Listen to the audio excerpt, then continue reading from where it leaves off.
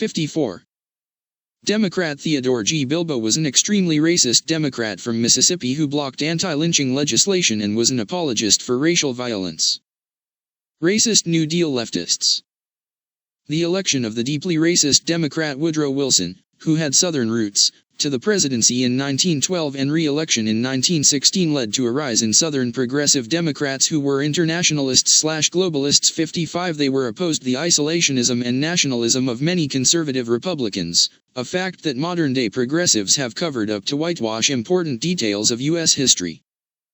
Future President Lyndon Johnson was first elected to the United States House of Representatives from Texas' 10th Congressional District as a liberal New Dealer and an ardent supporter of then-President Franklin D. Roosevelt. 56. Johnson had opposed every civil rights measure in his first 2 decades in Congress. 57. 58. Even anti-lynching legislation. 59. In his 1948 Senate campaign against Governor Coke R. Stevenson in the primary, he asserted in a speech, "I have voted against the so-called poll tax repeal bill. The poll tax should be repealed by those states which enacted them. I have voted against the so-called anti-lynching bill. The state can, and does, enforce the law against murder." Mississippi Democrat Senator Theodore Bilbo was an epitome of left-wing racism. He was a virulent, vitriolic demagogue who justified lynching and was a member of the Ku Klux Klan. 60. During his 1940 re-election bid, Bilbo called himself 61. Liberal segregationists, from left to right, Connally, George, Russell, and Pepper filibustering an anti-lynching bill in 1938. At the time the picture was taken, the 4 senators had already blocked the legislation for 20 days. 100% for Roosevelt, and the New Deal. After his re-election victory, President Franklin Roosevelt congratulated the vile segregationist as 61-62. A real friend of liberal government. In late January 1938, Southern Senators Tom Connally, Richard Russell, Jr., Walter F. George, and Claude Pepper filibustered an anti-lynching bill to prevent it from passing in the Senate. 63, 64, 65. All 4 were pro-New Deal liberals/leftists. Connally was a pro-Roosevelt New Dealer, Wilsonian progressive, and globalist. 66. Russell was mostly a New Dealer. 67. George voted for a number of New Deal programs. 68. Pepper was regarded as a longtime champion of liberal causes throughout his political career. Even North Carolina Democrat Senator Josiah Bailey, a member of the Conservative Coalition who co-wrote the Conservative Manifesto. 69. Was a progressive and globalist. 70. Hill political machine in Alabama. For several decades, the single-party Democrat politics of Alabama was dominated by the political machine of Lister Hill, a longtime segregationist senator from the state. According to the Encyclopedia of Alabama. 71. From the New Deal of Franklin Roosevelt until the beginnings of the Civil Rights era, the Hill machine convinced Alabama's overwhelmingly white electorate to vote based on their economic needs. As a result, Alabama was often described as the most liberal state in the Deep South.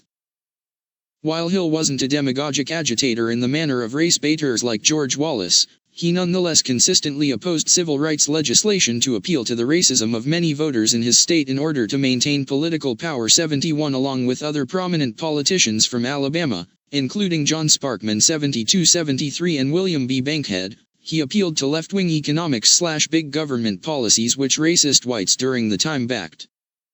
Conservative Democrats. Despite referred to erroneously by many leftists as a conservative Democrats, segregationists Richard Russell, Jr., and Walter F. George mostly favored liberal policies as a U.S. Senators. 67-68. Some moderately liberal, progressive segregationist Democrats have been misleadingly labeled as conservative Democrats by modern-day leftists which whitewash their voting records. One example is Richard Russell, Jr., despite some outlets including History 74 calling him a conservative. Russell supported a number of liberal, big government policies. 67. While he was fiscally conservative in terms of budget and spending evident in his previous tenure as governor of Georgia. 75. Russell still backed the Tennessee Valley Authority, rural electrification programs, and other federal government programs, being the chief sponsor of the National School Lunch Act. Segregationist Alan J. Ellender has also been labeled as a conservative Democrat, despite having taken several liberal/progressive positions as a senator. Even a biographer who insists he was, essentially a conservative, admits the following. 76. Ellender supported progressive legislation in areas such as education, public housing, censorship, and the separation of church and state. He was also one of the first senators to criticize his colleague Joseph McCarthy. Ellender, an opponent of McCarthy's investigations of communist infiltration within the U.S. government, voted in favor of the censure against the Wisconsin Republic in 2021. He also advocated closer relations with the Soviet Union, downplaying the threat of communism. 77. Alan J. Ellender is often misleadingly labeled as a conservative Democrat. President Lyndon B. Johnson praised Ellender in 1964 and 1966 when signing into law federal government programs for having advocated their passage in Congress. 78-79. Senator Walter F. George of Georgia, like Russell, has been dubbed by some sources as a conservative. 68. However, those sources admit that he mostly backed the New Deal during his tenure, only breaking from Roosevelt after 1937. George furthermore was an internationalist, globalist, on foreign policy like most establishment Democrats of his time whose rise to power stemmed from the presidency of racist progressive Woodrow Wilson.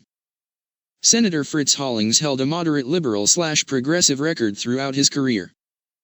Former West Virginia Senator Robert Byrd, once an exalted cyclops of the Ku Klux Klan, has been labeled by some sources as a conservative Democrat, 80 despite his more liberal positions. 81-82 and the fact that he began his political career campaigning heavily as a New Dealer. 83-84 even after professing to regret his racism, Byrd still used the N-word. 85 while a Klansman, he wrote to the notorious segregationist demagogue Theodore Gilmore Bilbo, "I shall never fight in the armed forces with a Negro by my side.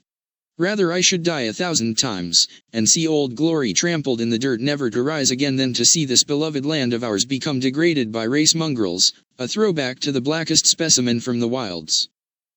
According to Bill Clinton at Byrd's funeral, the West Virginia Democrat merely was a country boy trying to get elected. 86. South Carolina Lieutenant Governor, and U.S. Senator Ernest Fritz Hollings has been described by some leftists as having been conservative. Similar to Senator Richard Russell, he was fiscally conservative though held a mostly liberal record on social issues. 87-88. Southern history. Former Senator James William Fulbright of Arkansas, a noted segregationist, represents many aspects of the modern-day Democratic Party beyond racism, favoring globalist policies, promoting anti-Zionism, and especially becoming increasingly liberal over time. His legacy received the praise of Bill Clinton. 89. With respect to the 1960s and the era when the parties are rumored to have switched sides en masse, a review of the senators and governors at the time tells a completely different story. 90 Since the end of Reconstruction in 1874 and 1967, Arkansas had no Republican governors. In the 53 years after 1967, Republicans have only occupied the governorship for 17 years. In fact, since the founding of the GOP until 2020, Republicans have only occupied the governor's office in Arkansas for 21 out of 152 years.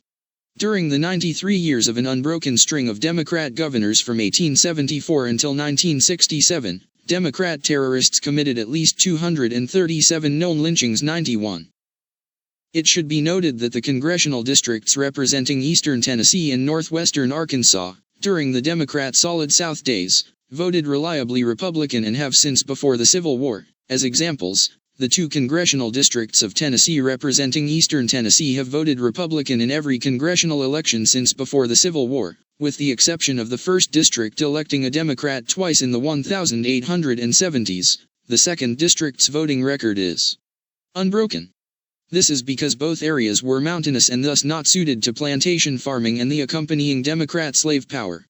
The shift in party loyalty from Democrat to Republican within the rest of the South had no change on party loyalty in these areas, they remain solidly Republican. 7.